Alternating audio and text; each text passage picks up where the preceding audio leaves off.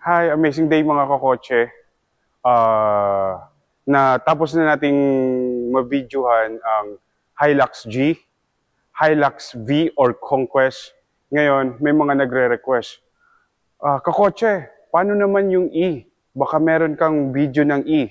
So, eto, sa mga nagre-request ng Hilux E, kasi mas prefer daw nila ito. More practicality. Ito, sa likod ko, ayan. Yan yung Hilux 2.4E diesel automatic. Halika mga kokotse, samahan nyo ako. Ikutan natin at tuklasin kung anong meron sa Hilux E. Yan. So yun, ito na nga mga kokotse. Sa mga nagre-request, para daw mas gusto nila more on practicality. Oh, ito. Pag gusto mo ng entry-level na automatic na Hilux, ito ang nababagay sa inyo mga kakotse. Ayan. Oh. Same sila ng size, ng haba, ng taas, ng width. Almost same sa Hilux G natin. Pero sa exterior, ang mapapansin mo kaagad sa kanya ay yung harapan niya. Ayan. Ayan. Ayan. Di ba? Iba lang kakotse yung headlamps niya. Ayan. And then yung fog lamps housing. Pero kakotse, meron na rin siya. Not bad, di ba? Kompleto na. Una mong mapapansin, ito rin, yung gulong. Yan. 17 yung size ng tire niya. Ayan, naka-disc brake. While yung Conquest natin, tsaka yung G, naka-18. Tapos, magkaiba pa ng design. Magkakaiba sila ng design. Ayan, mga kakotse. Ayan. Tapos yung headlamps niya is multi-reflector. Ayan. Pero, ang fog lamps niya ay LED na yan, mga kakotse. O, di ba? Mas cute nga siya eh. Parang chinito. O, di ba? Naka-LED na rin. Same sa G variant, tapos sa V variant. Yun yung fog lamps natin. Ayan. I-check natin yung rear combination lamp. Ayan. Ayan, di ba? O, naka-disc brake. And then, meron na rin siyang stepboard, mga kakotse. Ayan, o. Ayan. And then, for the rear, yung brake po natin is drum brake. Ayan. Same with G and then the Conquest. Ayan. For the tail light, ayan. O, hindi lang siya naka-emboss. Ayan. Meron na rin sensor or back sonar. And, meron din rin siyang reverse camera. O, same with the G or the Conquest. Di ba? Ayan o, Hilux E. O, mga kakotse. For practicality, naka-bedliner na rin siya, mga kakotse. O, di ba? O, kung hanap mo lang naman ay automatic, tapos naka-pick up ka na, eto na rin. O, di ba? O, ang ganda. For practicality, bagay na sa inyo. O, kung gusto mo ng Hilux E na automatic, entry level, for the price of 1,392,000, naka-automatic pick up ka na. Di ba? Almost same lang naman sila ng G pagdating sa mga features niya. Yan. So, major difference lang sa exterior, ganyan. Yan.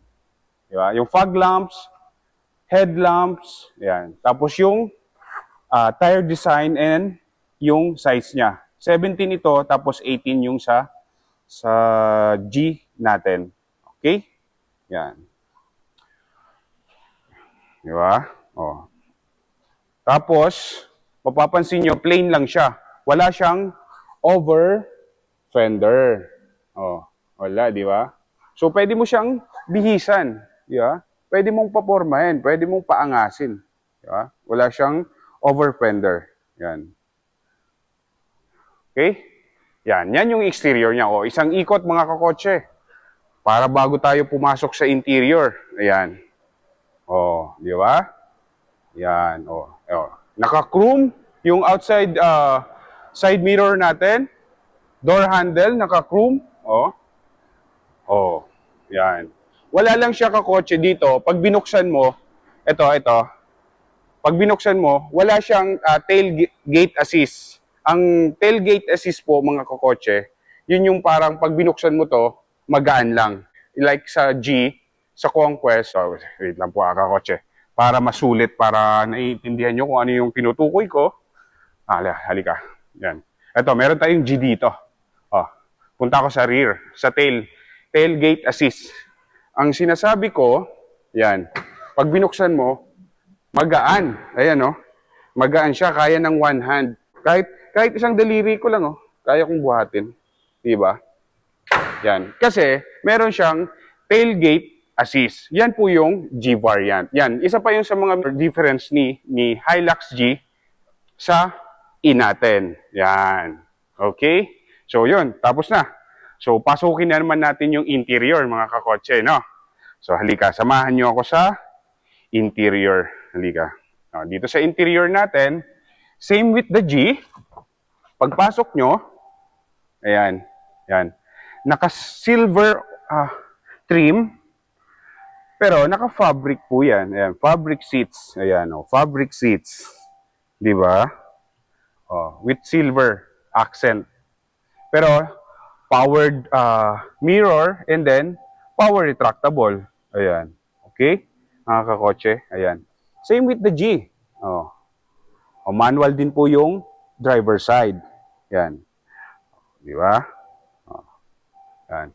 Multi-information display niya naka 4.2. Same with the G rin. 'Di ba? Pagpasok niyo parang G na rin siya. Makikita mo sa previous video ko, ganito rin, ganito. Yung radio niya, same. Yan, oh. Oh, 'di ba? O, dali ka, pasukin natin mga kakotse. Yan. Yan. Oh. Yan. 'Di ba? Oh. Makikita mo si steering wheel niya. Ayan. Sa steering wheel niya, same na same sa G natin, yung E. Oh, ayun, 'di ba? Oh, di ba? Ayan yung tools mo. Ayan, tools. Tapos other compartment. Ayan, same seat configuration. Or pwedeng apatan or tatlo. Kung medyo maliliit lang, kaya mag-occupy ng 4 passenger dito sa rear. Tapos dito, ayan. Okay? O, same yung radio or head unit natin, yung multi-information display. Almost the same, mga kakotse. Dito, andito lang tayo ngayon sa, baka makita mo, masabi, manual naman yan eh. O, same with one manual and automatic, almost the same lang. Ang difference lang nila is yung transmission. Pero, exterior, interior, engine, function, safety and security, same na same sila. Mapa automatic and then mapa manual. Ayan. Oh. Ayan. Oh, di ba? Oh, naka-urethane yung kanya, yung steering wheel niya. Tapos day and night mirror.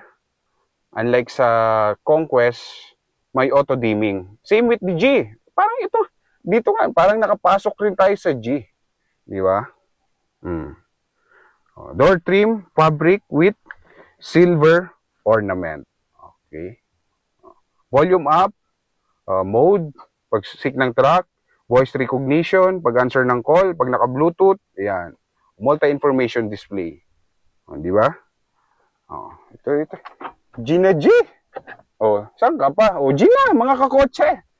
Kung gusto mo ng automatic na pick-up, meron din po na mas mura, yung E-variants ang kunin mo. Ayan, okay, mga kakotse. Then for the function naman, mga kakotse, keyless entry siya, tapos rotary type. Yan.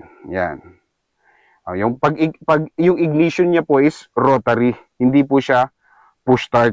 Yan. Tapos, same with the G, meron siyang central lock pag tumatakbo ka na. Yan. 8-inch yung audio or head unit natin. And good thing is, meron din siyang Apple CarPlay and Android Auto. Kailangan lang po ng cord. Di ba? Ayan, naka-kuan din siya. Auto climate control. Di ba? Same. 6 speakers din po. Ayan, di ba? Saan ka pa? Di ba? Para sa akin, mga lalaki, ito, naka-pick up na ako, tapos automatic, meron din tayo. Di ba? And then for the safety and security mo, same with the G, meron siyang driver, airbags, front passenger, and then for the driver, meron siyang knee. Okay, yan.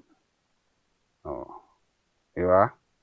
So yun, kung gusto mo ng automatic na medyo mura-mura, nang ayaw mo ng G variants, na gusto mo mas plain lang, gusto mong ayusan, gusto mong pormahan, ito ang nababagay sa inyo mga kakotse.